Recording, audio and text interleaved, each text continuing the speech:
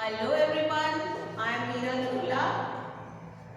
Today again I am before you.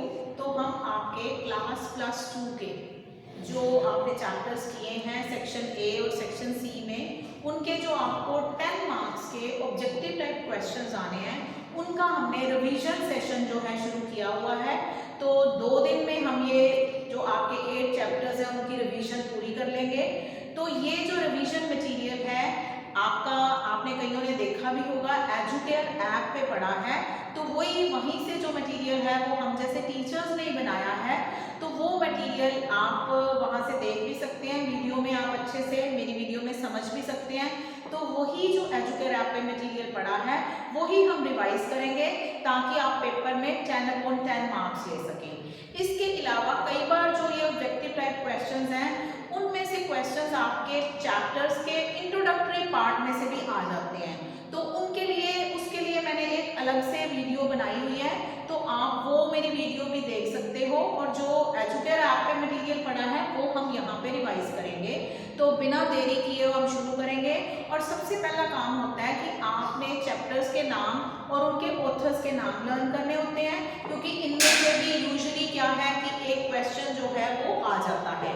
तो सबसे पहले जो हमारा चैप्टर है हसन्स अटेंडेंस प्रॉब्लम, तो सबसे पहला क्वेश्चन है हु वाज हसन। हसन कौन था? तो ये स्टूडेंट ऑफ एमसीए। इसमें आपको बिना ऑप्शन के भी ये क्वेश्चन आ सकता है और वन सेंटेंस के आंसर में भी आप ये आंसर लिख सकते हो कि a student of MCA. Next question है MCA is masters in computer applications. What type of a student was Hasan? He was bright but irregular. Right, तो वो था ही क्योंकि एग्जामिनेशन बेस पे आकर भी वो इम्पोर्टेंट क्वेश्चन लर्न करके भी अच्छे मार्क्स ले लेता था। लेकिन एक बात यहाँ पे याद रखनी है कि वो कभी भी फर्स्ट पोजीशन पे नहीं आया, उसकी फर्स्ट डिवीजन आ जाती थी। पोजीशन और डिवीजन में फर्क है, तो ये बच्चों ने खास ध्यान रखना है। पोजीशन का मतलब होता है क्लास में आप फर्स्ट रैंक ले रहे हो या सेकंड रैंक ले रहे हो या थर्ड रैंक ले रहे हो। डिवीजन का मतलब होता है कि अबव 60% आप अगर मार्क्स ले लेते हो। तो ही वाज ब्राइट तो था, इंपॉर्टेंट क्वेश्चन लर्न करके पास हो जाता था, बट इररेगुलर, क्लास में वो नहीं आता था। How would Hasan study? कैसे पढ़ता था? ओनली नियर द एग्जामिनेशन, जब पेपर उसके आते थे वो तभी पढ़ता था। What kind of a teacher was Sudha Murthy? Sudha Murthy कैसी टीचर थी? तो इसमें काफी सारी ऑप्शंस दी हुई है, तो right answer would be kind and loving. How would Hasan beg for attendance? ये आपके 2 मार्क्स वाले क्वेश्चन में भी कई बार आ जाता है।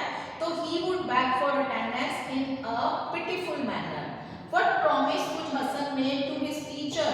तो क्या वो प्रॉमिस उसको करता है टू इम्प्रूव हिमसेल्फ, कि वो अपने आप को इम्प्रूव करेगा। What was the reactions of Hasan father during the parent teacher meeting? Parent teacher meeting में उसकी टीचर ने पेरेंट्स को बुलाया, तो उसके फादर का क्या रिएक्शन था?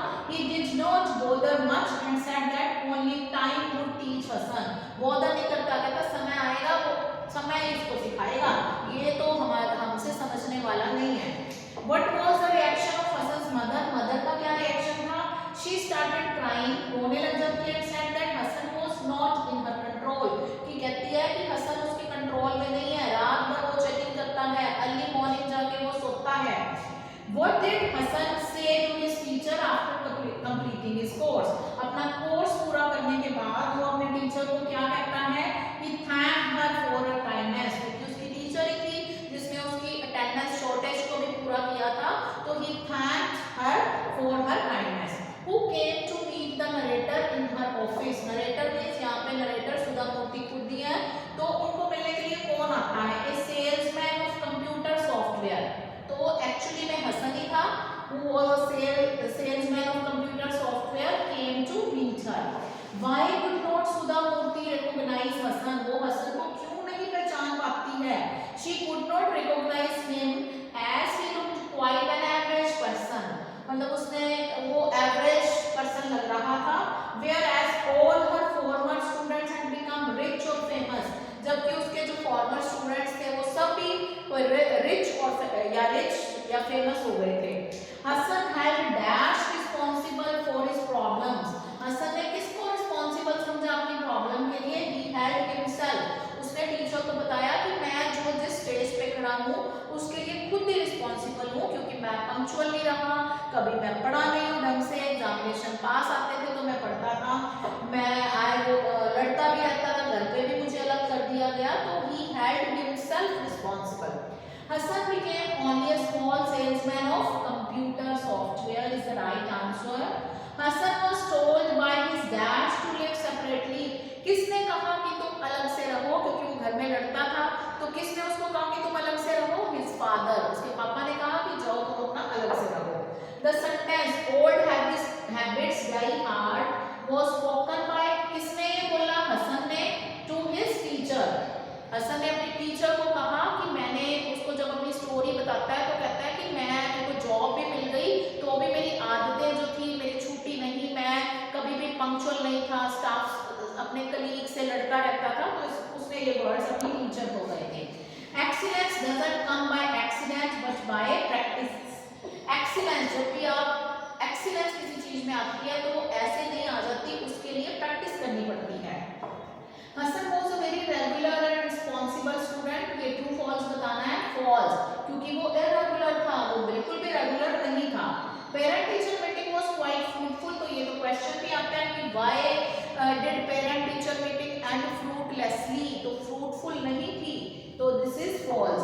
सुधा Murthy at once agreed to meet her visitor, तो जब हसन सुधा मूर्ति के ऑफिस में जाता है तो उसकी सेक्रेटरी को बोलता है कि मुझे मिलना है सुधा मूर्ति जी से, तो वो एकदम तैयार हो जाती है मिलने के लिए. नो, क्योंकि वो कहती है मैंने तो इतनी फाइल ऑफ जो है फाइल पड़ा है, मेरे पास बहुत काम है, नहीं मिल सकती, तो ये एकदम से मिलने के लिए तैयार नहीं होती.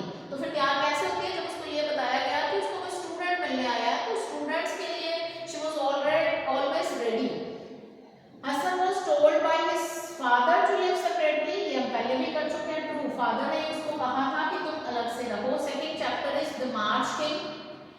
On the day of concert Philip went to play, तो पहले इसका आपने ऑथर भी लर्न करना है, Katherine Little bagless.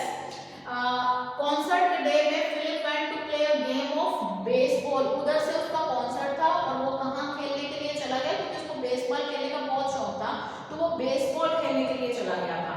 What is the name of Philip's best friend whom Philip told his secret plan to join circus? Circus join करने का जो सीक्रेट प्लान उसने बनाया था, एक सर्कस वाला उसके पास आया था कि मेरे सर्कस में तुम जाओ, तो वो अपना प्लान उसने किसको बताया था? उसने अपना प्लान ईडी भी उसको बोल सकते हो, एड भी बोल सकते हो, एड को बताया था. What is marine band? Marine band क्या है? This band is the official band of President of the United States. United States के प्रेसिडेंट का ये ऑफिशियल बैंड है. After bakery Philip didn't feel like playing baseball because he was too tired. Bakery के बाद Philip baseball नहीं खेल सकता था क्योंकि वो बहुत ज्यादा थक गया था. इसमें ऑप्शंस भी आ सकती हैं, सीधा भी कि उसके घर में गेस्ट आ गए थे, पढ़ना चाहता था, भूखा था, तो इसकी right option is he was tired. What was Philip chosen to play in the concert? Philip को कॉन्सर्ट में क्या उसने प्ले करना था, क्या बजाना था? वायलिन.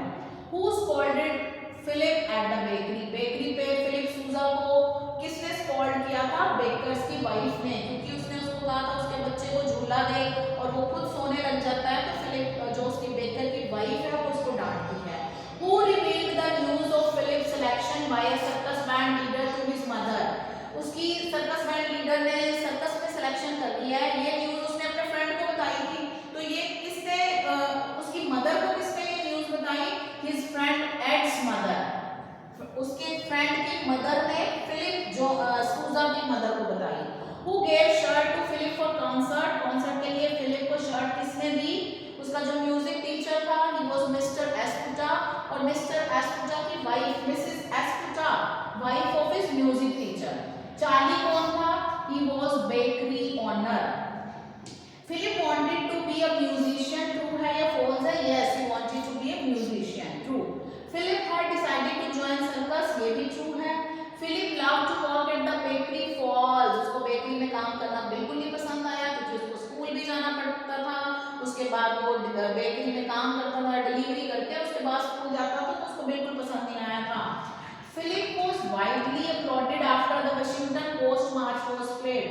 जब पोस्ट मार्च, ये एक मार्च है जो उसने जब प्ले किया था, मार्च में धुन, जब उसने ये धुन बजाई थी तो उसको बहुत ज्यादा प्रेज किया गया था। True.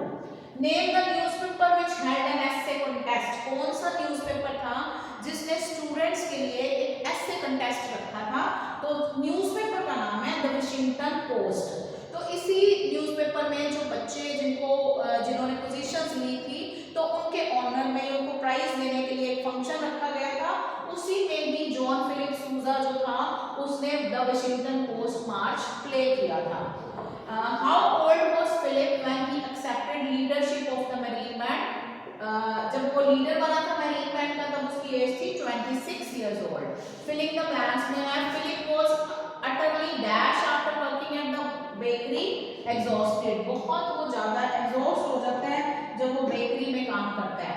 Philip was enlisted as a dash to study music in marine band apprentice, apprentice होता है जो कोई काम जैसे सीखने के लिए जिसको लगाया जाता है। Mrs. Asputa's dash fingers pinned enough tucks in the shirt to make it fit Philip।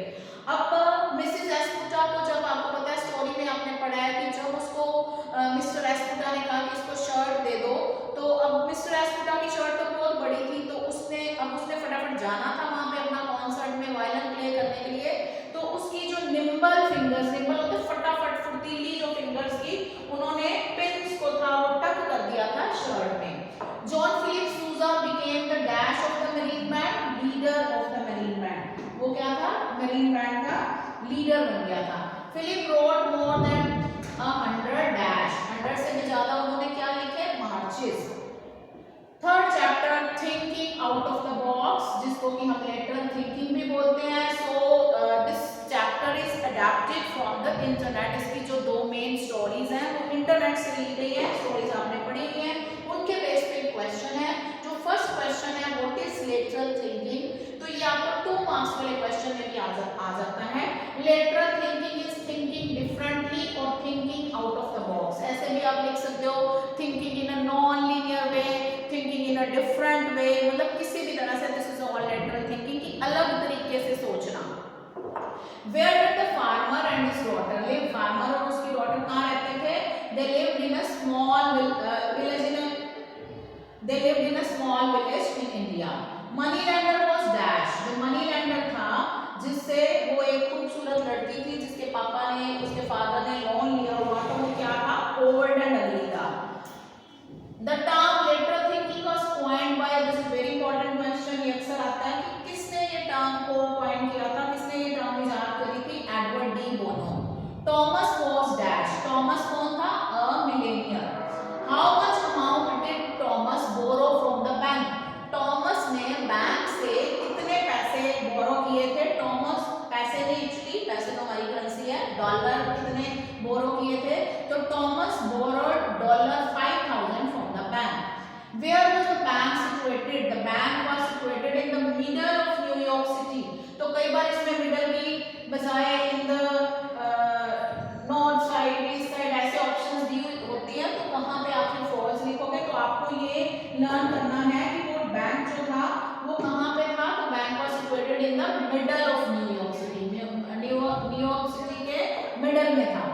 Next question है how long did Thomas stay away from the New York city? कितने देर वो बाहर रहा था? उसने लोन लिया था और उसको फिर इंटरेस्ट देना पड़ा था। तो Thomas stayed away from the New York city for 2 weeks, 2 weeks के लिए। Thomas paid dash and interest $15, $5,000 का लोन लिया था, $15 उसका इंटरेस्ट दिया था। ये अक्सर क्वेश्चन में किसी भी तरह से अलग से बन के आ जाते हैं। What was the brand of Thomas car? Thomas की कार जो उसने रखी थी, बैंक वालों को दी थी, उसका क्या ब्रांड था? It was a Ferrari. Who introduced day and night matches in cricket? तो ये पर्सन का नाम है, डे एंड नाइट मैचेस हैं क्रिकेट में, किसने इंट्रोड्यूस किए थे? तो दिस इज कैरी पैकर। ये आपको लर्न करना है। Dash experimented with 2 different captains for the test and one day matches. तो ऑस्ट्रेलिया, ये वनडे मैचेस और टेस्ट मैचेस किसने, ये डिफरेंट कैप्टन्स उनको देके किसने एक्सपेरिमेंट किया था? इसका ऑस्ट्रेलिया ने। Who is the author of this chapter? ये मैंने बताया है, ऑथर इज एनोनिमस, अननोन है, because this chapter is adapted from the internet. Nowadays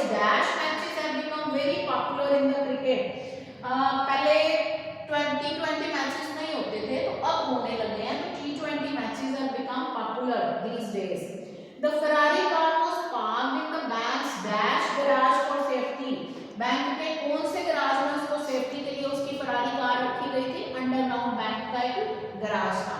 The girl intelligently won and changed an impossible situation into an advantageous one. ये आपने story पढ़ी हुई है कि जो उसके फादर ने लोन लिया हुआ था, तो वो जो जिससे लोन लिया था लैंडलॉर्ड था, वो उससे शादी करना चाहता था, तो वो उस अगली एंड ओल्ड मैन से शादी नहीं करना चाहती थी. वो कैसे जीती वो आपने स्टोरी में पढ़ा हुआ है. What did the girl notice? The girl noticed that the moneylender had picked up 2 black pebbles and put them into the money bag. Girl ने क्या नोटिस किया, मैं स्टोरी में थोड़ा सा बता ही देती हूँ कि उन्होंने कहा कि हम एक बैग में 2 पेबल्स डाल देते हैं, एक ब्लैक एंड एक वाइट. अगर जो गर्ल है ब्लैक पेबल उठाती है तो उसको क्या करना पड़ेगा कि वो उसका जो डेट है उसके फादर ने लिया हुआ है वो क्लियर हो जाएगा, राइट ऑफ हो जाएगा, और साथ में लड़की को मेरे से शादी करनी पड़ेगी. और अगर वाइट पेपर उठाती है तो लड़की को शादी भी नहीं करनी पड़ेगी, लेकिन जो क्या है उसके फादर का डेट है वो राइट ऑफ हो जाएगा, वो क्लियर हो जाएगा. लेकिन वो जो होता है लैंडलॉर्ड, वो एक बहुत ही मीन पर्सन होता है, वो दोनों ही ब्लैक पेपर जो है वहां पे डाल देता है. तो गर्ल क्या नोटिस करती है कि money lender had picked up 2 black pebbles and put them into the money bag. The girl and Thomas the millionaire both used dash to win the situation.